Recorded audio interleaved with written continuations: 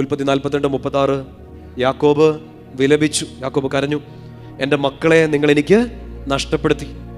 Joseph നഷ്ടപ്പെട്ടു, സിമെയോനും പോയി, ഇനി നിങ്ങൾ ബെഞ്ചമിനെയും കൊണ്ടുപോകും, എല്ലാം എനിക്ക് പ്രതികൂലമായിരുന്നു. ഒരു മനുഷ്യജീവിതത്തെ മുഴുവൻ ഒരു സ്റ്റേറ്റ്മെന്റിൽ ഒതുക്കി വെച്ചേക്കാണ്. യാക്കോബ് വിലപിച്ചു. നമുക്കുണ്ടോ വിലാപം? യാക്കോബ് വിലപിച്ചു, എൻ്റെ മക്കളെ നിങ്ങൾ എനിക്ക് നഷ്ടപ്പെടുത്തി.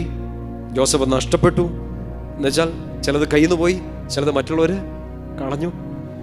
സിമെയോനും പോയി, ഇനി ബെഞ്ചമിനെ നിങ്ങൾ കൊണ്ടുപോകും എന്നുവെച്ചാൽ ഇത്രയും കാലം എനിക്ക് സഹനം ഉണ്ടായി, ചിലത് പോയി, ഇനിയും പോകും. അവസാനത്തെ സ്റ്റേറ്റ്മെന്റ്, എല്ലാം എനിക്ക് പ്രതികൂലമായിരുന്നു. സങ്കടങ്ങൾ മാത്രമേ ഉള്ളൂ.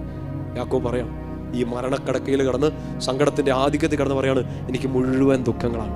പക്ഷെ അതിൻ്റെ ക്ലൈമാക്സിൽ അനുഗ്രഹിച്ചുകൊണ്ട് പറയുന്ന ഒരു കാര്യമുണ്ട്. 48-ാമത്തെ അധ്യായത്തിൽ അതിൻ്റെ 15-ാമത്തെ വാക്യം. അവൻ ജോസഫിനെ അനുഗ്രഹിച്ചുകൊണ്ട് പറഞ്ഞു, എൻ്റെ പിതാക്കന്മാരായ അബ്രഹാമും ഇസ്ഹാക്കും ആരാധിച്ചിരുന്ന ദൈവം ഇന്ന് വരെ എൻ്റെ ജീവിതകാലം മുഴുവൻ എൻ്റെ ഇടയനായിരുന്ന ദൈവം. ഒന്ന് അടയാളപ്പെടുത്തി കേട്ടോ ആ സ്റ്റേറ്റ്മെന്റ്. ഇന്ന് വരെ എൻ്റെ ജീവിതകാലം മുഴുവൻ എൻ്റെ ഇടയനായിരുന്ന ദൈവം. അത് പോയി, ഇത് പോയി, ഇനിയും പോകും, പക്ഷെ ഇന്ന് വരെ എൻ്റെ ഇടയനായ ദൈവം. പറഞ്ഞേ ഹല്ലേലൂയ. ആ ഇന്ന് വരെ ഇടയനായെങ്കിൽ ഇനിയും ഇടയനാകും, നയിക്കും. ഒറ്റ കാര്യം, ഈശോ നമ്മളെ വിടത്തില്ല, അവൻ്റെ വിശ്വസ്തത പോകത്തില്ല. നമ്മളൊറ്റ കാര്യം ചെയ്യുന്നത് അവസാനം വരെ പിടിച്ചു നിൽക്കും. മരണത്തിന്റെ വക്ക് വരെ എന്നല്ല പറഞ്ഞത്, എന്ത് വന്നാലും പിടിച്ചു നിൽക്കും. നിന്റെ അവസാനം ആടാന്ന് പറഞ്ഞ ആൾക്കാരും പിശാചും ഒക്കെ പറഞ്ഞാലും പിടിച്ചു നിൽക്കും.